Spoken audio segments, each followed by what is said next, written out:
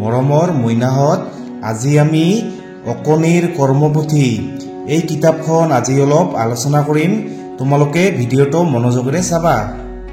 মৰমৰ মইনাহঁত, তোমালোকৰ কিতাপত এখন ধুনীয়া কবিতা দি আছে, এইখন আজি আমি পঢ়িম। তাৰ আগতে তোমালোকে এই ছবিবোৰ চোৱাচোন। এইবোৰ হৈছে কি? ফল। এইটো হৈছে কি? এইটো হৈছে আম। আমৰ গুটি কেইটা থাকে? আমৰ গুটি এটা থাকে। তাৰপিছত এইটো হৈছে আঙুৰ, এইটো হৈছে মধুৰিআম। তাৰপিছত এইটো হৈছে কি? কঁঠাল। কঁঠাল কেনেকুৱা লাগে? কঁঠাল মিঠা লাগে। আৰু কঁঠালৰ গুটি বহুত আছে, বহুত। আমৰ এটা গুটি আছে, কিন্তু কঁঠালৰ ভিতৰত ইয়াৰ গুটি বহুত আছে।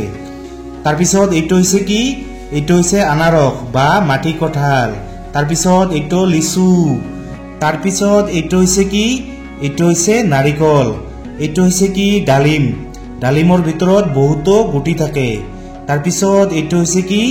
এইটো হৈছে অমিতা। অমিতা কেনেকুৱা লাগে? অমিতা মিঠা লাগে। আৰু অমিতাৰ ভিতৰতো বহুতো গুটি থাকে। তাৰপিছত এইটো হৈছে কল। কল কেনেকুৱা লাগে? কল মিঠা লাগে। এইটো হৈছে জলপাই। জলপাই কেনেকুৱা লাগে? জলপাই টেঙা লাগে। তাৰপিছত এইটো হৈছে সুমথিৰা। এইটো কি? কমলা টেঙা বা সুমথিৰা। তোমালোকে প্ৰতিদিনে ফল খাবা। ফল খালে আমাৰ কি হয়?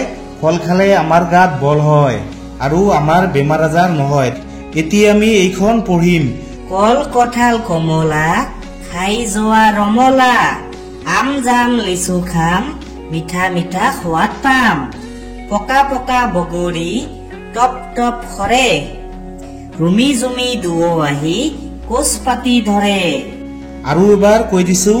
কল কঁঠাল কমলা, খাই যোৱা ৰমলা, আম জাম লিচু খাম, মিঠা মিঠা সোৱাদ পাম। পকা পকা বগৰী, টপ টপ সৰে, ৰুমি জুমি দুও আহি কোচ পাতি ধৰে।